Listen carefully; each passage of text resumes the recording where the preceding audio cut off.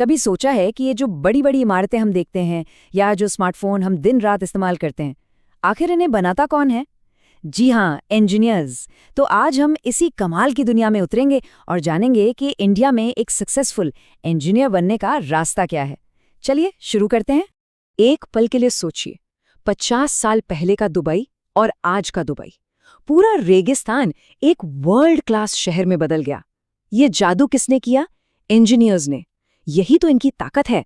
और देखिए, जब तक दुनिया आगे बढ़ती रहेगी, इंजीनियर्स की जरूरत तो हमेशा ही रहने वाली है। तो आज का हमारा सफर कैसा रहेगा? सबसे पहले हम समझेंगे कि एक इंजीनियर का रोल क्या होता है। फिर देखेंगे कि डिप्लोमा और डिग्री में से कौन सा रास्ता बेहतर है, बीटेक के लिए क्या करना पड़ता है, कितना खर्चा आता है, और आखिर में सबसे अहम सवाल कि कौन सी ब्रांच चुननी चाहिए। तो एक इंजीनियर असल में करता क्या है?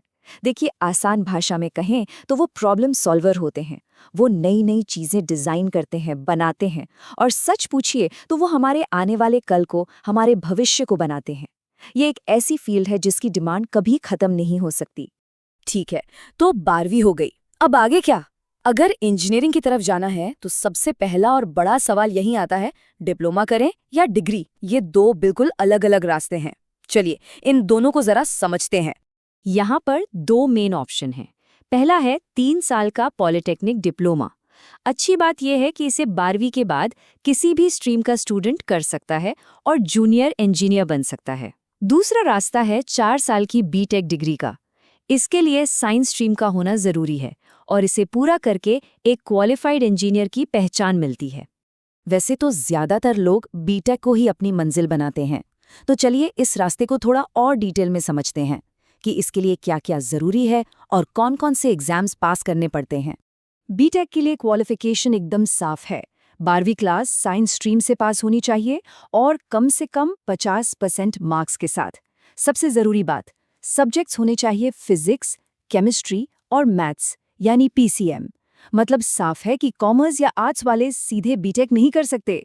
अब ये पूरा प्रोसेस अगर देखें तो बहुत सिंपल है, बस 4 स्टेप्स का खेल है। सबसे पहले पीसीएम के साथ 12वीं पूरी करें, फिर अपने लिए सही एंट्रेंस एग्जाम चुनें, उस एग्जाम को अच्छे से क्रैक करें और बस अपने स्कोर के हिसाब से कॉलेज में एडमिशन ले लें।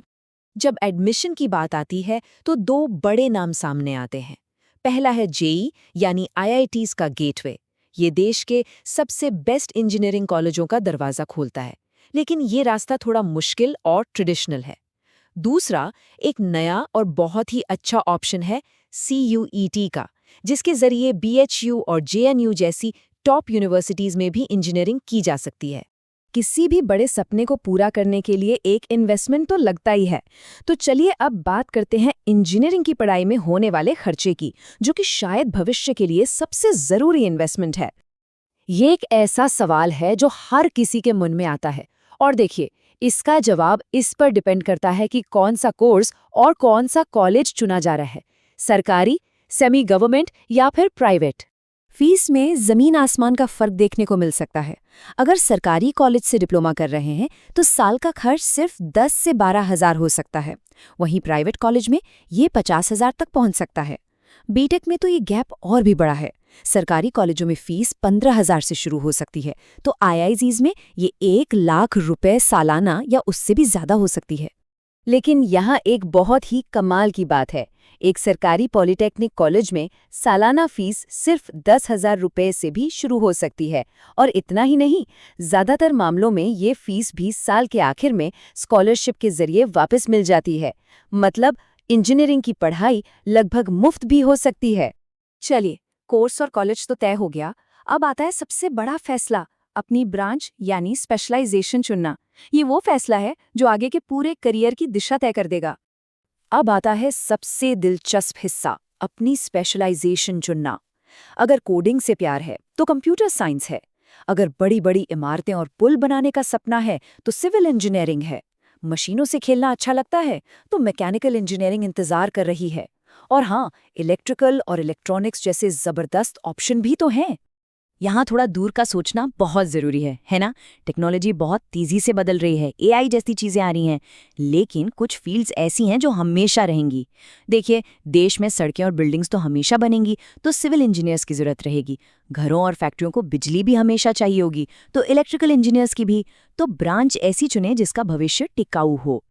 तो बात बस इतनी सी है, सबसे अच्छी ब्रांच वो है जिसमें आपकी दिलचस्पी भी हो और जिसमें भविष्य की डिमांड भी हो। इन दोनों का जो मेल है वही बेस्ट है। इसलिए कोई भी फैसला लेने से पहले अच्छी तरह रिसर्च करना बहुत जरूरी है। तो ये है इंजीनियरिंग की दुनिया का पूरा रोड मैप। भविष्य अभी लिखा नहीं गया है और उसे लिखने की कलम अब आपके हाथ में है। सवाल सिर्फ एक है, आप क्या बनाना चाहेंगे?